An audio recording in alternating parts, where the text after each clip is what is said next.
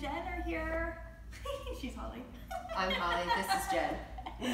So we had a really interesting question from Ashtanga Yoga in Nashville, which is his new place. Oh, really? He asked the question. Oh. And it's a good question on what are the legs doing in Parighasana and Gomukasana. So these are postures that happen toward the end of second series. So we thought that I would demonstrate the pose and Holly will explain it. So we even asked him this morning in Mysore because we wanted to make sure we got this right for you guys.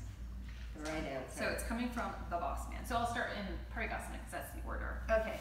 So we'll pretend I had just jumped through. Jen just jumped through and she's going to take her right leg and she's going to fold it back. And this leg is going to rotate internally. And the left leg is going to rotate internally so that your foot does not do, I'm going to use Jen's foot, this. It's supposed to stay straight up in an ideal world. Yeah, so it's like kind of subtle. I mean, it's not a strong internal rotation. It's just a subtle, keep your quad engaged. Yeah. And then you're going to take your left shoulder and bring it inside your knee. And your right arm is going to reach up and then over. And you take your foot with both hands. And you can see Jen's foot stays straight up. And then ideally, your hip moves toward the floor, which Jen's is honestly doing, which is super nice. So she's lengthening through the whole side of her body, and she's smiling because this is a lovely pose. It's a really nice pose, honestly.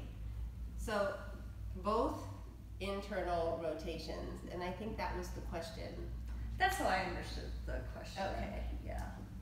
And that would be Parighasana. Okay, and then he wanted to know Gomukasana as well. I actually like That's a pretty good pose. This one would probably be good to show the front side, but then the back side too. Yes. Okay, so I'll start with the front. So in Gomukasana, did you take your right leg first? My right leg's on the bottom. Okay, so Jen's right leg's on the bottom and her left leg's on top, and she is going to try to sit on her heels. And she has to squeeze her inner thighs in a lot towards each other so as she does not fall over. So this is another internal rotation because you're squeezing in to keep yourself there so you can balance on your heels. And then A, you want to do the whole thing? Yeah. Gomukasana A, you interlace your fingers, you gaze down at your nose. That would be A. And I'm kind of pulling. Yeah. I'm getting some opposition here.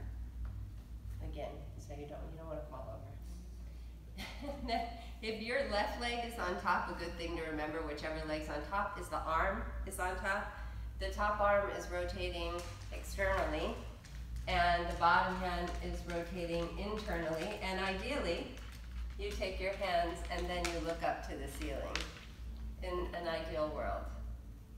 And if you need help, hopefully someone comes and helps you. Let me show the back side too, Yeah. so people can see the feet. Are you going to switch? Yeah, I'm going to switch so I can be. Jen will switch now. Okay. So left leg is under right leg, to get the feet and she's really trying to close. bring her heels as close as humanly possible. That's about as best I can do. That's as best I can do as well. And then she's going to sit down on her heels. So again, she's squeezing her inner thighs towards each other.